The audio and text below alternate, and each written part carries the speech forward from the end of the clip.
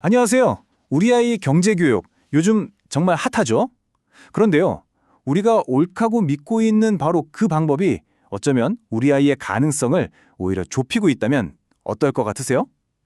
오늘 이 도발적인 질문에 대해서 한번 제대로 파고들어 보겠습니다. 아이 이름으로 주식계좌 만들어주고 용돈 관리 앱 같은 거 걸어주면서 우리 아이는 일찍부터 경제관념을 배우고 있어 하고 안심하시는 부모님들 아마 많으실 거예요. 저축이다, 투자다, 어릴 때부터 가르치는 게 당연하다고 생각하죠. 근데 만약에 말이죠, 이 모든 노력이 진짜 경제교육이 아니라 그냥 돈 계산 훈련에 지나지 않았다면요? 오늘 이야기의 핵심이 바로 여기입니다. 우리가 대체 뭘 놓치고 있는 걸까요? 자, 그럼 먼저 요즘 유행처럼 번지고 있는 경제교육의 현실부터 한번 자세히 들여다보겠습니다. 서점에 한번 가보세요. 어린이 주식 투자, 용돈으로 시작하는 부자 수업, 이런 책들이 정말 넘쳐납니다. 경제 교육은 무조건 빠를수록 좋다. 이게 거의 사회적인 믿음처럼 굳어졌어요.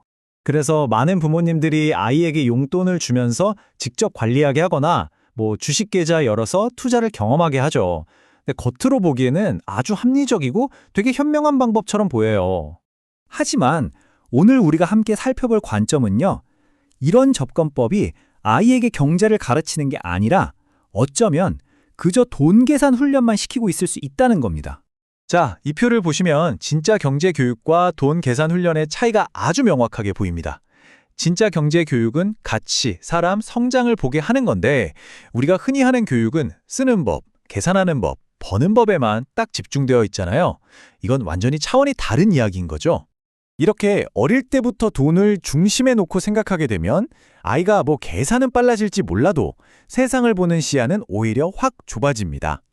특히 돈 버는 기술부터 가르치는 건요, 아이를 경제인으로 키우는 게 아니라 쉽게 돈에만 매달리는 일종의 투기꾼 기질을 심어줄 수 있어서 굉장히 위험하다고 경고하고 있습니다. 그렇다면 대안은 뭘까요? 돈 계산이 아니라면 대체 뭘로 진짜 경제 감각을 키워줘야 할까요? 그 핵심은 바로 사람의 기운에 있습니다. 이 기운이라는 단어가 좀 막연하게 들리실 수도 있어요. 근데 이건 마치 아이가 자라나는 환경의 공기나 분위기 같은 거라고 생각하시면 쉬워요. 긍정적이고 지지하는 환경에서 자란 아이가 자신감 있는 기운을 갖게 되는 것처럼 아이는 자기가 가장 많이 만나는 사람들의 영향력과 가치관을 그대로 스펀지처럼 흡수해서 자기 것으로 만들어버립니다. 이 문장이 정말 핵심을 꿰뚫고 있죠.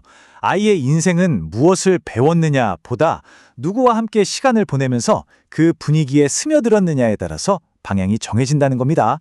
이게 바로 아이 성장에 대한 근본적인 진실이라는 거죠. 자, 예를 한번 들어볼까요? 아이 주변에 과학자들이 자주 오가면서 대화를 나눠요. 그러면 아이는 자연스럽게 세상을 과학적으로 탐구하고 질문하는 법을 배우게 되는 거죠. 교육자들이 많은 환경에서 자란 아이는 또 어떨까요? 당연히 지식을 전달하고 다른 사람을 이끌어주는 역할을 굉장히 편안하게 느끼게 될 겁니다. 마찬가지입니다. 사업가들이 자주 드나드는 집의 아이는요, 굳이 주식 차트 같은 걸 가르치지 않아도 세상을 기회와 가치의 관점에서 보는 그런 사업 감각을 저절로 익히게 됩니다. 이건 설명이나 설득으로 되는 게 아니에요. 좋아요. 그러면 이 기운이라는 게 구체적으로 어떻게 아이의 미래를 만들어가는 걸까요? 그 작동 원리, 그러니까 법칙과 비율에 대해서 조금 더 깊이 들어가 보겠습니다. 자, 이 도표가 아주 흥미로운데요. 만약에 한 아이가 사업가의 기운을 한 70% 정도, 그리고 연예인의 기운을 30% 정도 받으면서 자란다고 한번 상상해 보세요. 결과가 어떨까요? 이 아이는 무대 위에서도 흔들리지 않는 아주 탄탄한 경제적 감각과 기획력을 갖춘 그런 연예인으로 성장할 가능성이 굉장히 높습니다.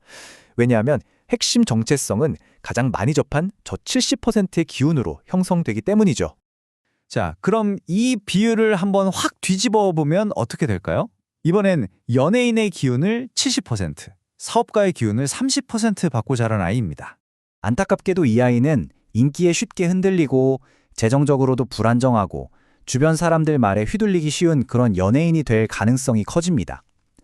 아이의 본질을 형성하는 주된 에너지가 다르기 때문이에요. 정말 놀랍지 않나요? 자, 그럼 이 모든 원리를 알게 된 우리 부모님들의 진짜 역할은 과연 무엇일까요? 아이에게 돈을 가르치는 것보다 훨씬 더 중요한 일이 있다는 뜻이겠죠. 핵심은 바로 이겁니다. 부모의 역할은 아이 옆에 앉아서 돈관리법을 가르치는 금융 강사가 되는 게 아니에요. 우리 아이가 살아갈 환경을 설계하는 건축가가 되어야 한다는 겁니다. 그래서 아이에게 용돈 뭉투를 건네기 전에 부모는 스스로에게 이 질문들을 먼저 던져봐야 합니다. 내 아이가 어떤 사람들을 만나고 존경하게 할 것인가? 어떤 어른들의 따뜻한 시선 속에서 자라게 할 것인가? 또 어떤 세계를 자연스럽게 경험하게 할 것인가? 이것이야말로 부모가 할 수 있는 가장 깊고 근본적인 경제 교육입니다. 자, 그럼 맨 처음의 질문으로 다시 돌아가 보죠. 대체 진짜 경제 교육은 언제 시작하는 게 맞는 걸까요? 정답은 의외로 간단합니다. 돈에 대해서 가르칠 수 있을 때가 아니고요. 아이에게 사람과 사회가 어떻게 연결되고 가치를 만들어내는지 그 사람의 세계를 보여줄 수 있을 때 시작하는 겁니다. 그것이야말로 우리 아이의 평생을 결정하는 가장 강력하고 진정한 경제 교육입니다.